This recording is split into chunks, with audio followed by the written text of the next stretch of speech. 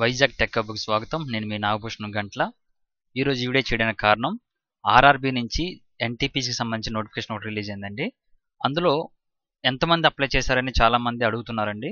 So నేను ఒక video చేస్తున్నానండి. ఈ వీడియోలో మీకు ఎంతమంది అప్లై చేశారనేది బోర్డ్ వైజ్‌గా ఒక్కొక్కటి చెప్తాను. అయితే నేను చెక్ చేశానండి. ఇది ఎలా చెక్ చేశామంటే మనం ఆన్లైన్‌లో అప్లై చేస్తాం. ఆన్లైన్‌లో అప్లై చేసిన తర్వాత వచ్చిన నెంబర్‌లో సీరియల్ వైజ్‌గా నెంబర్ వస్తుంది. ఆ నెంబర్‌లో ఎంతమంది అప్లై చేశారో మనకు తెలుస్తుంది. ఫర్ ఎగ్జాంపుల్ నేను 27th నైట్ 12:00 నేను అప్లై చేశాను. అప్లై చేస్తున్నప్పుడు ఒక నెంబర్ వస్తుంది. సో చూడండి, యువర్ రిజిస్ట్రేషన్ నెంబర్ ఈజ్ 2810848118 అంటే ఈ 2180 అనేది కామన్ అండి. ఈ 848189 ఉంది కదా, ఇది సీరియల్ నెంబర్ అనమాట. అంటే ఈ విధంగా అప్లై చేస్తున్నారు.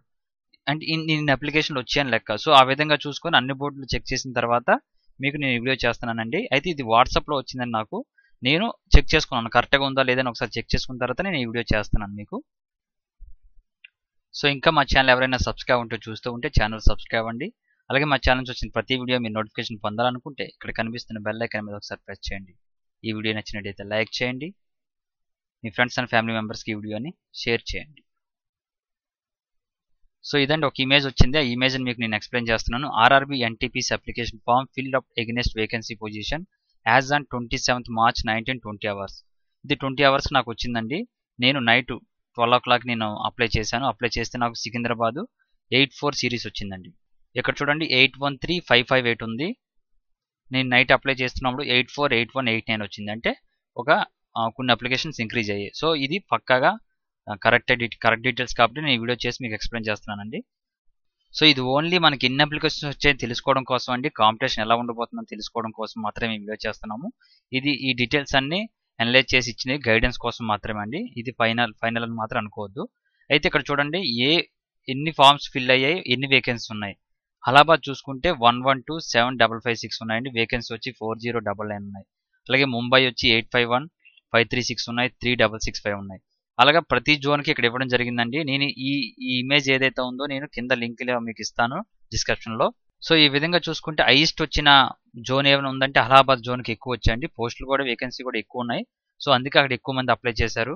ఆ తర్వాత చూసుకుంటే మనకి సికింద్రాబాద్ ఉన్నదండి, ముంబై ఉంది, అలాగే కోల్కతా ఉంది, చండీగఢ్ కూడా 87 ఉందండి, చాలా ఎక్కువ ఉంది, బెంగళూరు కూడా 70 ఉంది.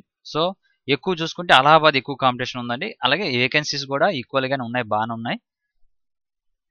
సో మీరు ఏ జోన్కి అప్లై చేశారు, మీకు ఎంత కాంపిటీషన్ ఉంది అనేది ఒకసారి మీరు చూసుకోవడం కోసం మాత్రమే నేను ఈ వీడియో చేశాను.